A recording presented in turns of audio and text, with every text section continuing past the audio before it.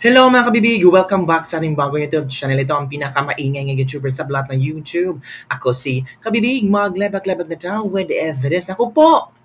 Persona non grata sa China, sa mainland China, Hong Kong at Macau. Itong si ex-Senator Francis Tolentino, si Tol mga kabibig. Nako, yari na. Inaway kasi nga ang China.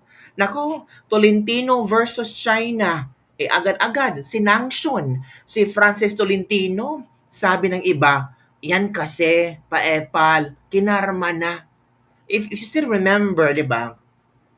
I think nag-post itong si Francis Tolentino or nabasa ko lang man na kung matatalo daw siya ay susugurin tayo ng mga Chinese. Oh, talaga? Nako, pero si Tolentino mga kabibig, nag-react, nagbigay ng statement hinggil sa pag-sanction ng China sa kanya. Sabi niya, hindi siya takot. Oh, mga kabibig. Ito sabi ni Tolentino, I acknowledge the sanctions imposed on me by China for defending the rights, dignity, and sovereignty of the Filipino people in the West Philippine Sea. I have fought and will continue to fight for what rightfully belongs to our nation. I stand firmly with the Philippine Navy, the Philippine Coast Guard, and our brave fishermen who depend on these waters for their livelihood. This sanction is a badge of honor. Ooh, wow! Iba ha? Ang pag-sanction daw ng China sa kanya is a badge of honor. Honor daw ito. Nako, madami pa namang politiko na inaway ang China dahil sa West Philippine Sea. So, posibleng maban din sila. Posibleng ngayon inuna lang si Tolentino, and later on maglabas na naman ng panibagong pangalan ang China ng mga senador or di kaya mga politiko na ibabaan nila or bibigyan ng sanction sa Hong Kong, sa mainland China at Macau. Alam niyo naman, kung kakalabanin niyo ang China, baka may mga pasabog ang China na hindi niyo kayang harapin. May nabasa ako ha. Wait tayo ha. I-continue natin yung statement ni Tolentino na badge of honor daw. This sanction is a badge of honor and a testament to my unwavering commitment to protect our national interests and our people's dignity. No foreign power can silence me or weaken my resolve to uphold our sovereignty. I am and will always be proud to be a Filipino. Oh, 'di ba? Nako. Parang sana ginawa mo 'yan noong administrasyon pa ni Digong, baka sakaling nare-elect ka. Oh, malakas pa sa Yolanda ang hangin ni Senator Tolentino, sabi ni Rico Tan. Yan ang Pinoy, handang lumaban para sa bansang Pilipinas. God bless po, ex-Senator Tolentino. Pero kung marami naniwala kay Tolentino, tumakbo siyang mayor, bakit natalo siya, 'di ba? Election done, di ba? Huwag nang magpa-epal, sabi ni Boldic Mariano. Proud ka sa sarili mo, hindi sa sambayan ng Pilipino. From Owen Joselino Abayam. Sayang, di siya nanalo, pro-Philippines. Oh. May pro-Philippines ba at pro-China? Nako, ang dami pa namang negosyo sa China nandito sa Pilipinas. So it means yung mga negosyante, yung mga malalaking mall na pangmamayari ng mga half Chinese, they are pro-China. So hindi sila pro-Philippines. So kailangan nilang umalis sa Pilipinas. 'Di ba? Marami mga Chinese na mga negosyante sa Pilipinas, so dapat silang umalis kasi pro-China sila.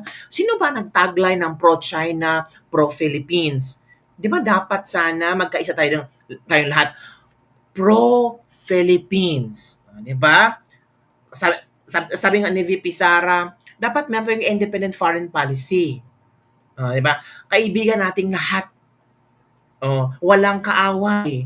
Kasi hindi natin silang kayang awayin kasi alam naman natin na kulang-kulang ang Pilipinas. Ito kasi ang nangyari, kabibig. Ito China imposes sanctions on former Philippine Senator Francis Tolentino, sabi ng spokesperson, for quite some time, driven by selfish interests, a handful of anti-China politicians in the Philippines have made malicious remarks and moves on issues related to China that are detrimental to China's interests and China-Philippines relations. Hala, anti-China politicians with the S. O, i-share ko sa inyo ha. Baka sabihin yung gawa-gawa ko lang ito, ang chismis na ito. Hindi to chismis. Totoo talaga ito, kabibig. So, i-share ko sa inyo, hala, politicians pala, sumadami. Ito Ministry of Foreign Affairs, People's Republic of China. Foreign Ministry spokesperson announces sanctions on the Philippines former Senator Francis Tolentino. Ayan, kabibig ha, i-share ko sa inyo ha. Ayun From a quiet sometime driven by selfish interest. Hala, so masyado silang para sa kanang sariling kapakanan. A handful of anti-China politicians. Sino kaya itong mga anti-China politicians, no?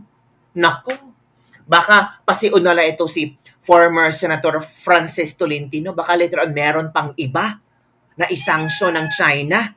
Nako, nag-ingay na naman ang pusa namin, di ba?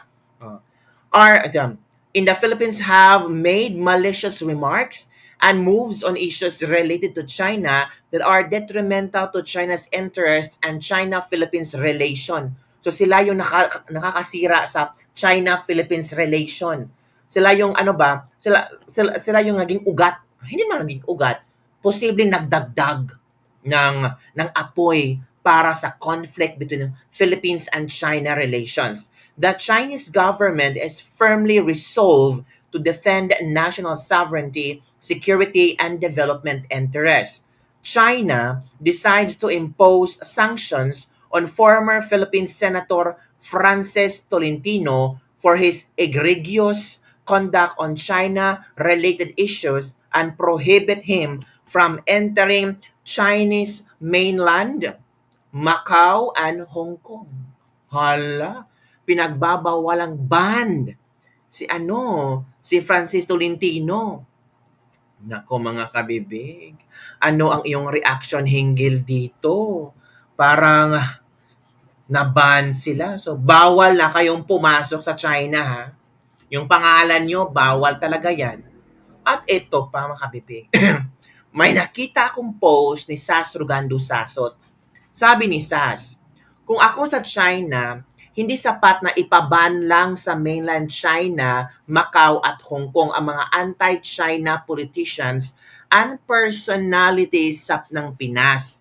Dapat i-leak din nila kay Zasper ang mga offshore accounts ng mga ito sa Hong Kong. Hala! May mga offshore accounts sa Hong Kong? Nako, para lang naman sa akin yan, what do I know? Tingin na ako, uy, baka naginay, delikado to mga kabibig. Nako, or i-transfer lang nila sa bank account ko, laman ng accounts nila, at i-distribute ko sa followers. Si Sas talaga. 'Di ba? So, posible mga kabibig. 'Di ba? Sabi ng isang netizen, including their families, good idea talaga yan. Naku, baka kawawang ating mga OFW madadamay dito. Kasi parang nagsimula na ang China na bigyan ng sanction ang mga anti-China politicians and personalities. Nako. China should also sanction Risa Hontiveros. Parang, wag naman po ganun ha. Wala namang ginawa si Risa. Kayo talaga. Wala, baka bibig. Ewan ko, basta. Wow. Next sanction to Gibo. Uy, sana. Wag naman pong ganun. Di lang dapat yung offshore account yung ng mga yan, kundi yung kung may video ng gambling ng politician galing sa bansa natin, inilik din nila. Hala. Uy, ang daming mga sikreto. Sanction ng China, lahat ng kontraktor, politiko, business partner. Total anti-China sila at pro-Philippines daw. Olats ka na sanction ka pa, pati pera nila tinatago para lang mag-iyakan. Sabi ni Lisa Prutasan, patay na ang HSBC account nila. lalo na siguro si Comelec, mag-bet ko na to na buksan ng China na i-release ang publicly ang mga hidden deposit tapos freeze agad ang assets nila. Ooh. Ang second demotion, dapat ganun. Ma'am Sas, totoo pala yung sinasabi ni Junior na harvest ngayon taniman ka agad kasi, ano ba naman yun? Ito pa, ang daming offshore account ng mga politiko dyan. Hindi ba may mga nagtangkang mag-withdraw ng billions dyan na bisto at alam mo Madam Sas kung sino yun, di ba? Oo nga, yun na chika, di ba? So yun kabibig, yun ang pinasabog ni Sas Rugando Sasot na issue na may mga offshore accounts. So, sino kayang mga politician na yan?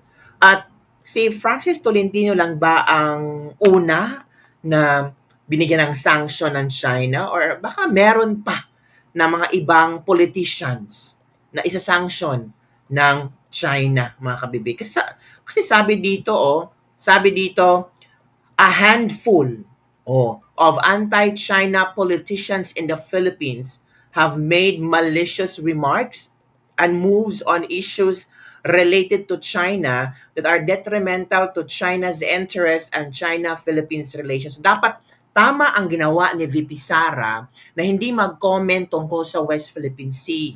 Tama talaga ang kayang ginawa nung kasagsagan ng issue ng West Philippine Sea at tama din ang kayang suhestyon na dapat si Bongbong Marcos ang Pilipinas may independent foreign policy.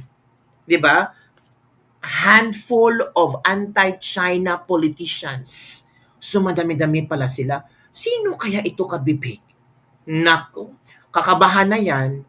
Pasiuna pa ito ng China na kailang gagawin. Baka later on may mga another pasabog na naman ng China. Baka i-post ng China mga offshore accounts ng mga politician na ito. Paano yan? Mas lalong mapapahamak ang pagka-politician yan. Akala namin you're living a simple life. Kasi as a politician and a public service, dapat living in a modest and simple life lang talaga. Hindi yung magara, hindi yung may maraming mga gold, mga mamahaling bag, mamahaling sasakyan. Hindi yung pwede kasi you have to live in a modest and simple life. And so far, isa lang politician ang nakita kong living in a modest and simple life. Si Pangulong Duterte. Tingnan mo ang bahay niya sa Davao. 'Di ba? Mansion ba? Hindi naman na. Ano ngayon? So palpal kayo. So yung mga handful of anti-China politicians, baka bukas may mga pangalan naman ipapalabas ang China. Nako po. So yun lang kabibig ang ating latest libag-libag for today. Don't forget to like, subscribe, and share this video para sa mga latest news na ating pag-usap-usapan. Bye everyone! See you next time!